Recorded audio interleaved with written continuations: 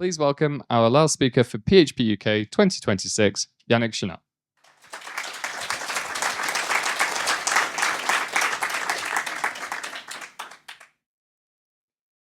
Navigating a code base is like exploring a maze with a partial map. Initially, directions are clear, but the deeper you go into the maze, the harder it is to find your way around. You realize that some of the paths are dead ends and that some of the signposts are deceptive. As we build our softwares, we constantly open new paths in our code, increasing the complexity of the code in the process. Most of the time, that's good and necessary, but sometimes we accidentally or even intentionally open new paths that lead nowhere or leave signposts, which are like mental traps, right? And every time we do this, we unnecessarily increase our own cognitive load and that of our coworkers. And this is where the close by default principle comes in. It can be roughly summarized this way. So the close by default principle removes dead ends from your mental maze of code, revealing a straighter path to understanding, which kind of sounds like it addresses the issue I've just described, right? But what does this mean in practice? So if we take this code, for instance, it's a fairly simple class called dog. It's got a sound constant for the sound that dogs make. It's got a couple of public properties, $name and $microchip ID, which can be initialized through the constructor. It's got a bark method, which essentially echoes the constant, and a fetch method, which makes the dog bark and return whatever item was thrown. So yeah, not much to it, and admittedly a little bit silly, but what's important here is the number of assumptions that we can extract from this code.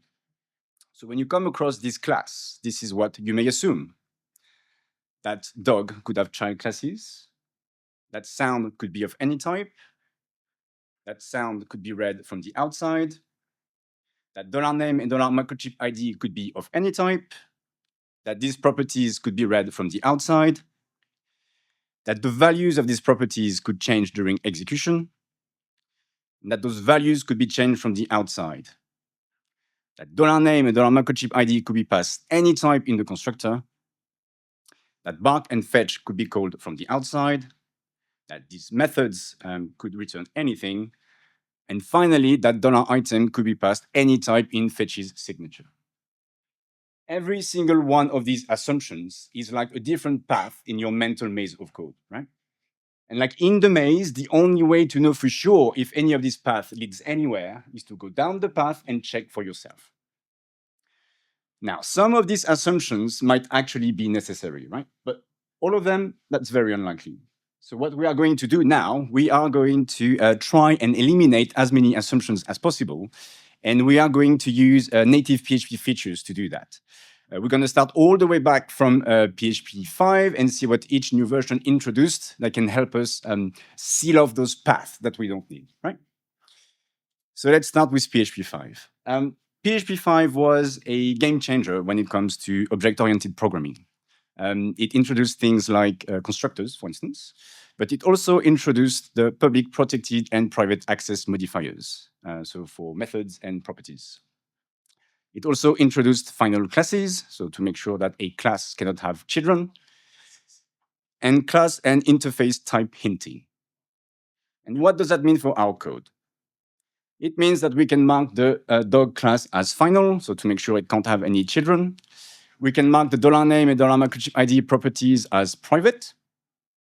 We can also mark the bark method as private. We could also potentially mark the fetch method as private, but the action of fetching is usually triggered from the outside, right? So this one might probably make sense to leave it as public. What we can do, however, is specify a type for $item in fetch's signature, which is now an object of type bold. And what does that mean for our assumptions? It means that we can get rid of this one because dog is now final, so it can't have any children anymore.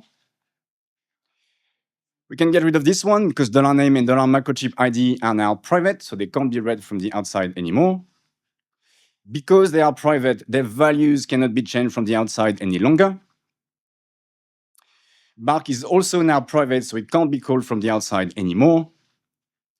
And finally, $item now has to be of type ball in fetch's signature. All right, so let's jump ahead and go straight to PHP 7. PHP 7 introduced scalar type hints and return type declarations. Back to our code, that means that we can give a type to $name in the constructor signature, which is now a string. We could potentially give a type to $microchip ID in the constructor signature as well, but not all dogs have a microchip, right? So ideally, this one should be nullable, which we can't do at the moment. So I'm just going to leave it as is for now. What we can do, however, is specify a return type for fetch, which is now an object of type ball. Back to our assumptions.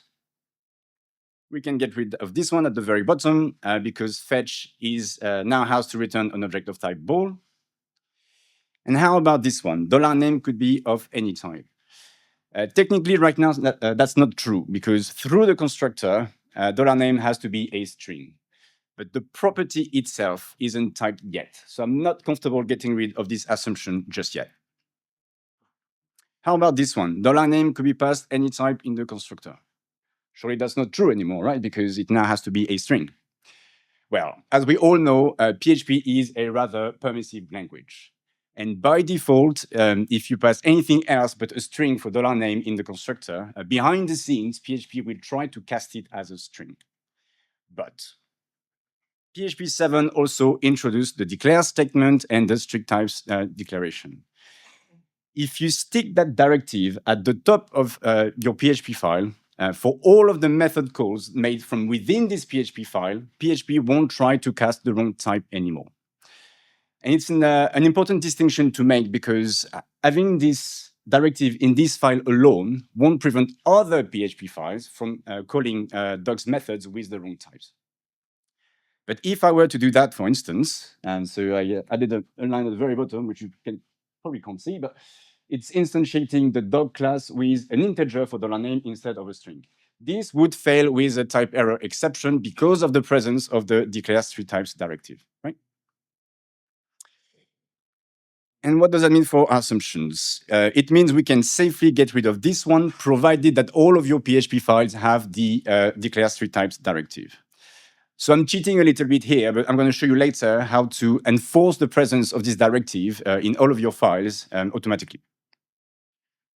All right, PHP 7.1 introduced class constant visibility and nullable and void types. What does that mean for our code? It means that we can mark the sound constant as private. We can finally give a proper type to $microchip ID in the constructor signature, which is now a nullable integer. And we can specify a return type for bark, which is now void. Back to our assumptions. That means we can get rid of this one because sound is now private, so it can't be accessed from, read from the outside anymore. How about this one? $microchip ID could be of any type. It's the same as $name, really. At the moment, through the constructor, it has to be a nullable integer, but the property itself isn't typed yet. So again, not comfortable getting rid of that one just yet. We can get rid of this one, though, because $microchip ID now has to be a nullable integer in the constructor signature. And bark now has the void return type, so it can't return anything anymore. PHP 7.4 introduced typed properties, meaning we can finally give a proper type to $name and $microchip ID, which means we can now safely get rid of this assumption. PHP 8 introduced constructor property promotion. All right, so this one isn't part of the close by default principle, strictly speaking, but it does simplify the code to some extent. So it does reduce the cognitive load to some extent, right? But this feature won't allow us to get rid of any more assumptions. PHP 8.1 introduced read-only property. So a read-only property is a property whose value cannot change during execution once it's been set, right? So what I've done here is I marked $microchip ID as read-only because I guess we don't really have a use case for changing the microchip once it's been set. But what I've done for $name is I changed it from private to public read-only, meaning its value can now be read from the outside, but its value cannot change during execution. which kind of makes sense, right? Because you probably want the name to be available from the outside, right? That's not really an information that we want to hide. Back to assumptions. That means we can get rid of this one because $name and $microchip ID are now read-only, so their values can't change during execution anymore. But what we've done here is we've reintroduced another assumption, which is that $name could be read from the outside. And this is fine because we actually want that. PHP 8.2 introduced read-only classes, which I guess was the logical next step after read-only properties. Because all of our properties are already marked as read-only, we can mark the entire class as read-only instead. Again, this won't allow us to get rid of any more assumptions, but it does simplify the code to some extent. PHP 8.3 introduced typed class constants, meaning we can give a type to sound, which is now a string, meaning we can get rid of this assumption. All right, so this was a lot. So let's take a quick step back to see how far we've gone. So we started off with all of these assumptions on the left-hand side, and we ended up with those two assumptions on the right-hand side. And these are fine because these are intentional. All right, so very briefly, a bunch of other native PHP features which are relevant for the close by default principle, but which I haven't covered in the previous examples. I'm not actually going to go through them because it would take way too long, but what this shows really is how much PHP changes and evolves over time, right? All of these features, directly or indirectly, give you more control over your code, right? They make it more predictable, they make it more intentional. They really help you reduce the cognitive surface of your code, a little bit like you would reduce the attack surface of your code, but from a security perspective. Right. So we've just seen some of the many ways that PHP gives us to seal off those paths that we don't need, right? But keeping all of these rules in mind while you are writing code yourself or while you are reviewing somebody else's code is quite a heavy mental burden in and of itself, right? But thankfully, pretty much everything I talked about so far can be automated through static analysis. If you're not familiar with static analysis, in a nutshell, this is what we are talking about. We are talking about checking the code without running it. We're talking about tools that will inspect your source code in search of bugs and all sorts of violations. And in some cases, will automatically fix those violations. And all of that without actually executing anything. So I'm going to talk about 3 tools today. The first one is Rector, which is amazing for automated refactors. The second one is PHP Code Standards Fixer, or PHP-CS Fixer, which is great to enforce code styling rules. And the last one is PHP Stan, which is amazing to report all sorts of bugs and type errors in your code.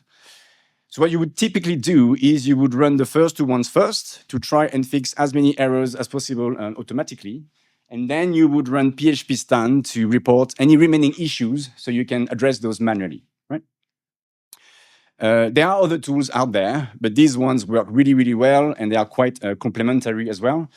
And yeah, they work really well, especially when it comes to the close by default principle. All right, so let's start with Rector. Rector has an entire rule set dedicated to missing type hints, property types, constant types, and return types. And all of the rules contained within this rule set basically try to infer those missing types through all sorts of clever ways. So yeah, my recommendation is to use the set list, the rule set straight away. But what you can do instead, if you prefer, is you can go through the rules contained within the rule set and kind of like cherry pick the ones you want to apply to your code. Another one is read-only property Rector. So this one will automatically mark as read-only your properties where it makes sense. And this rule is part of the PHP 8.1 rule set, which you can apply instead if you'd like Rector to try and upgrade your code base to use PHP 8.1 features. As an aside, Rector has rule sets for pretty much every PHP version. So what you could do, for instance, is apply this one, level set list up to PHP 8.5, which would get Rector to upgrade your code base to use PHP 8.5 features. What this does under the hood basically is Rector goes through the rule sets of every PHP version one by one up to PHP 8.5, which is pretty cool. Anyway, another one is this one, read-only class Rector. So this one will mark your classes as read-only this time where relevant. It only works for final classes though, because if you mark a class as read-only, you also potentially affect its children. So that would be considered unsafe. And this rule is part of the PHP 8.2 rule set. Another one is this one, save declare strict types Rector. So this one will automatically add the declare strict types directive to your PHP files that don't have it yet, and for which it is safe to do so. Because if you add this directive to a file which is not type safe already, you might just break the logic of your code, essentially. So this rule makes sure that this directive is only added to files which are already type safe. I did leave a small test tube emoji there because this rule is actually very recent. I think it was released a couple of weeks ago. So it's still technically considered, what's the word? Not top rule. Experimental. Thank you very much. Right, I saved the last one, well, the spiciest one for last. Rector has this tool called Swiss Knife, which is a tool that, which is a tool which they used to use internally, but which they made public at some point. The tool has a bunch of available commands, but one of them is this one, finalize classes, which, as the name indicates, will automatically mark your classes as final where it makes sense. Now, I know there is a heated debate around the final keyword out there, or there used to be at some point anyway. I will actually get back to that, but for now, one of the common arguments against using the final keyword for classes is that then you cannot mock the corresponding classes in your test anymore, right? This command actually has an option to automatically skip the classes which are already mocked in your test. But instead of using that, my recommendation is to use this other tool called bypass finals, which is not maintained by Rector, this one. But yeah, if you install this tool as a development composer dependency and you stick that line somewhere, so bypass finals enable, if you stick that line somewhere in your test configuration, your test will then completely ignore the final keyword for classes, meaning you can mark any class you want as final. This won't affect your tests. So yeah, my recommendation is to use those two tools together because they work really well. All right, let's move on to PHP CS Fixer. Just a couple of rules here. The first one is this one, modifier keywords, which will basically enforce the use of access modifiers in your code. So the public, protected, and private keywords.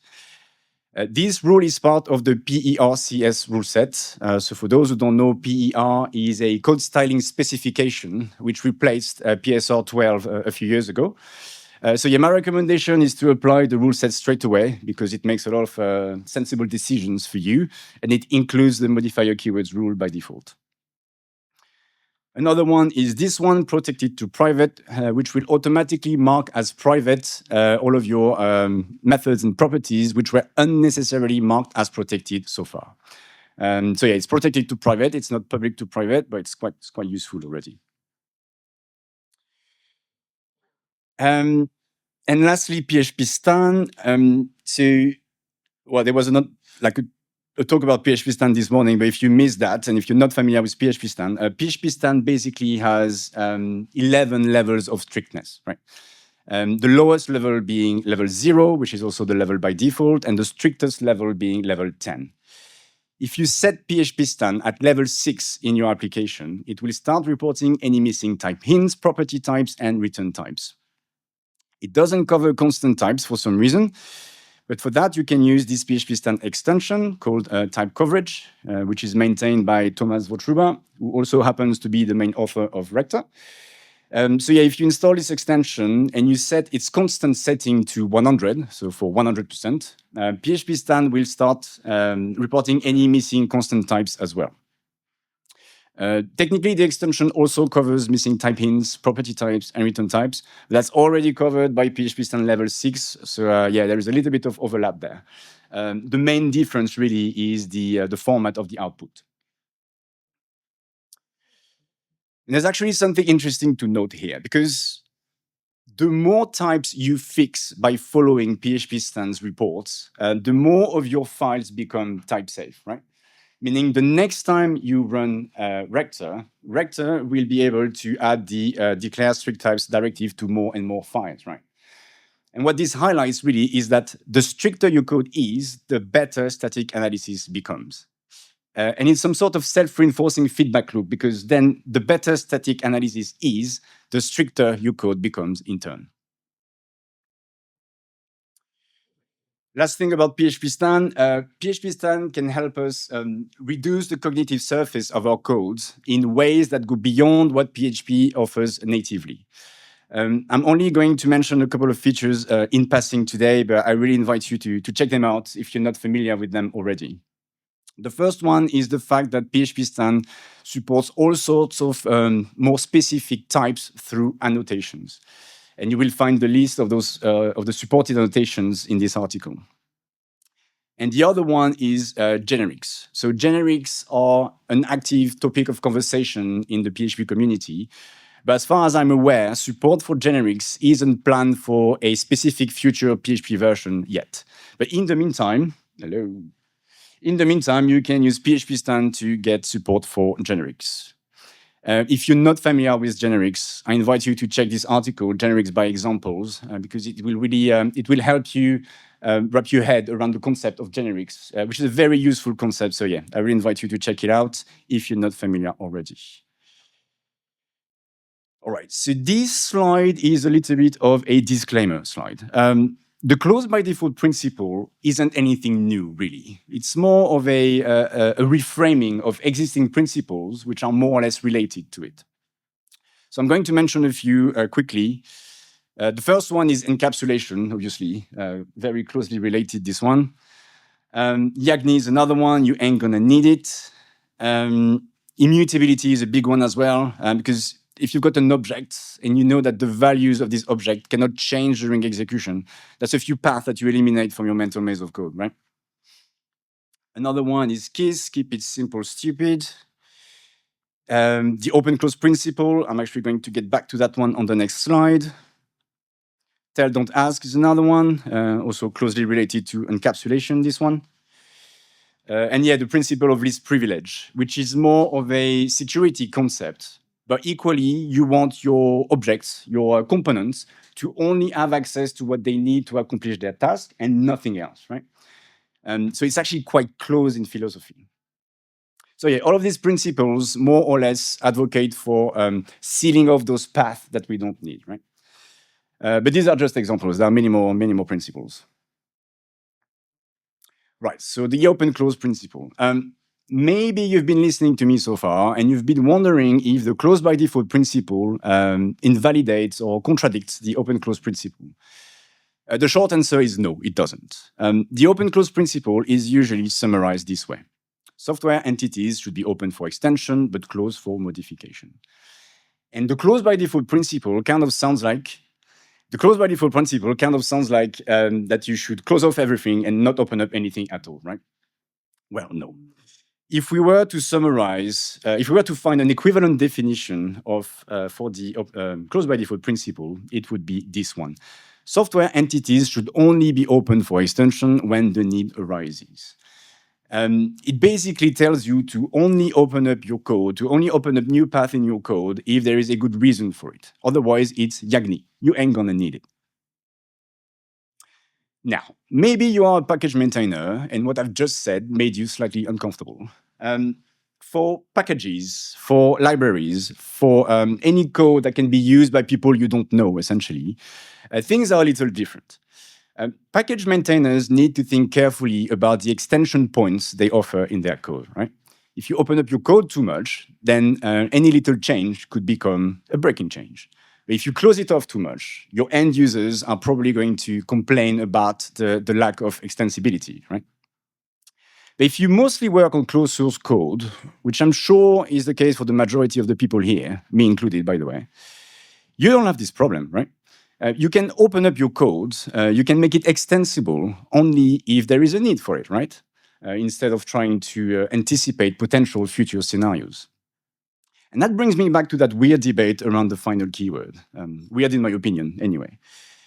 If you've got complete control over your code and over who's using your code, just mark your classes as final, right? You can always remove the keyword later if you need to introduce inheritance for some reason. But in the meantime, seal off that path. Right? You don't need it. It's a distraction to your brain. So no, the close by default principle does not aim at replacing the open close principle. I'm not trying to revolutionize the solid principles. It doesn't make for such a nice acronym anyway. All right, time for some concluding thoughts. At the end of the day, no matter our best efforts, our code bases will remain mazes, right? But it's up to us to make those mazes as navigable as possible. So to sum up, use language constructs and patterns to reduce the cognitive surface of your code. So that means fewer paths to explore, fewer assumptions to make, and also fewer opportunities for misuse.